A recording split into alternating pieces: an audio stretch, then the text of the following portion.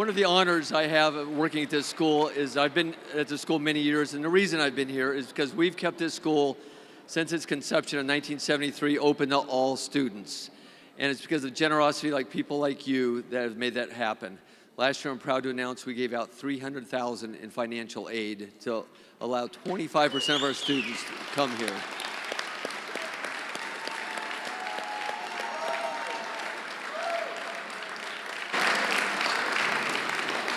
I now have the distinct opportunity and privilege to introduce one of our top seniors, Abigail Lynn.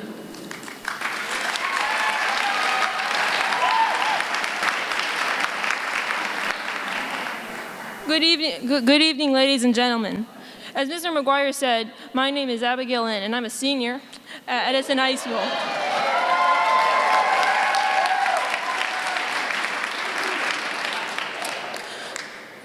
Before Edison, I was extremely fortunate with my early education.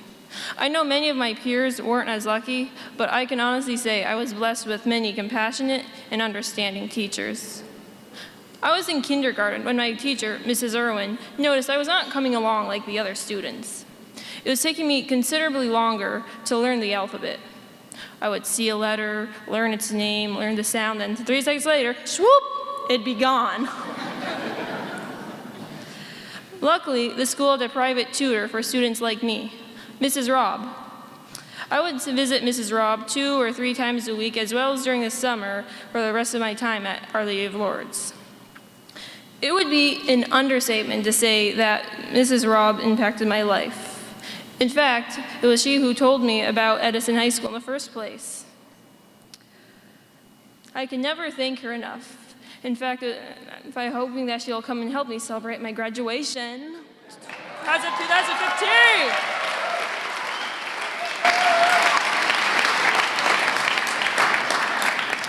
2015! Even though I had very supportive school and teachers, school is still very difficult for me. I've always been a very introverted person, so as you can guess, giving this speech was quite a challenge for me.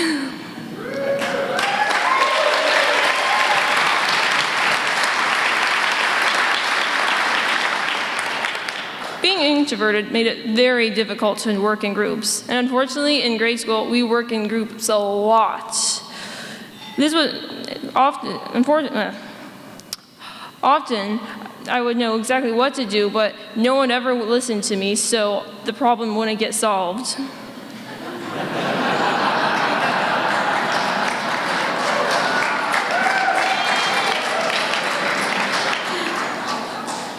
Homework with a lot of reading and writing took me forever. With writing, I knew exactly what I wanted to say, but it took me so long to write it out, I could never get it all out. But my mom,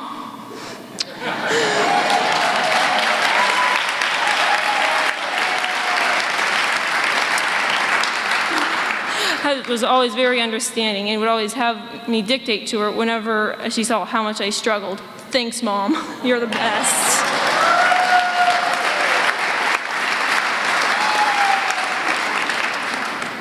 I was never that popular as a kid, partly because I was an introvert in a class full of extroverts, but also because I was really hyper despite being an introvert, and my classmates thought my personality was a bit odd. Nothing like the great personality I have now, though.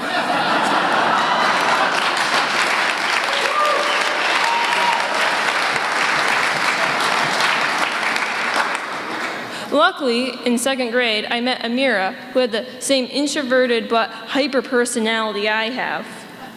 I remember that we did not believe a banana peel could be slipped on and never understood why people always slipped on them in cartoons. So one day, we decided to test our theory. You cannot slip on a banana peel. After several trials and many bruised knees, we realized our theory was incorrect. Conclusion, yes, banana peels are indeed a slipping hazard. Unfortunately, in 6th grade, Amira stopped talking to me to hang out with some other girls. After that, I never really developed another really strong relationship in school. I have a attention deficit disorder, or ADD, which is like a little bug at the back of my mind screaming and on at me to drop whatever I'm doing and do the first compulsive thing that pops into my head. This makes it really hard to read, sit still, or pay attention in class. I also have dyslexia. Dyslexia is like being a ghost on the movie The Sixth Sense. My mind reads only what it wants to read and ignores what's truly there. Spoiler alert, Bruce Willis is dead the whole time.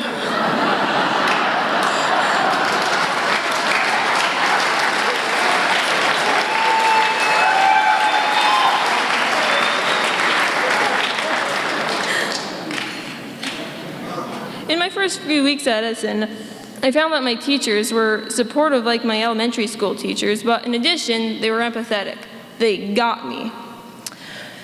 Once again, because of my introverted personality, I had difficulty making friends. But soon, an upperclassman, Morgan, invited me into her friend group, and they helped me break out of my shell, and I was on the road to making new friends. I owe so much to the teachers at Edison High School. Even with the extra help, academics has never been my strong point. My junior year was especially hard. I would constantly fall behind and feel so overwhelmed that I would just want to give up. But countless times, one of my teachers, like Mrs. Connolly or Mrs. FR, would say well past 8th period to give me an extra help on a big project, help me catch up on late work, or just help me get organized. I honestly do not think I would have completed my junior year without all the great support I received from the teachers at Edison High School. Let's give it up for them.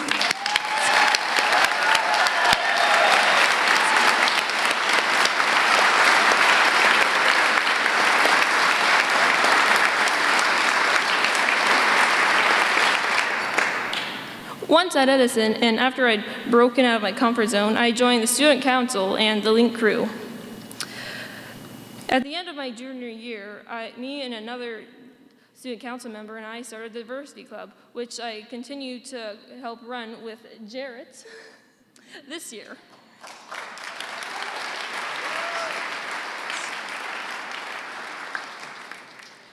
After hearing my story from elementary school, could you have imagined that quiet, introspective girl joining student council and starting a new club? I know at the time I never would have. After I graduate, I would like to take a gap year. What I plan to do in this time is go work on a farm for a few months or get a job and take a few classes at Clark Community College. Ultimately, I would like to join the Army and be a medical care technician, then remain in the reserves and start schooling or on-site training to be a forestry technician. As you can see, I have many ideas for my future. What I want you to know is that none of this would be possible without your support. It means so much to me to see so many people here helping raise money for financial aid. I've heard it, my mom say it many times, that we could not afford the tuition without financial aid. I am very grateful for the enormous effort that goes into this event and for each and every one of you for helping students like me achieve our dreams. This is my story, and I'm sticking to it.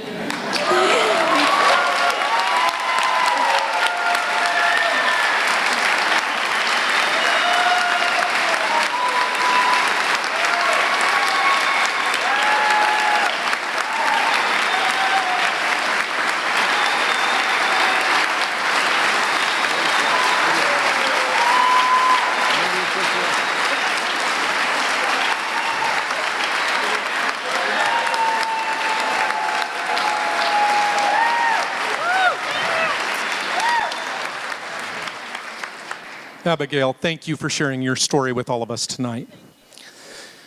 Ladies and gentlemen, what we've reached is really the pinnacle of why we're here tonight, which is to raise money for a wonderful school.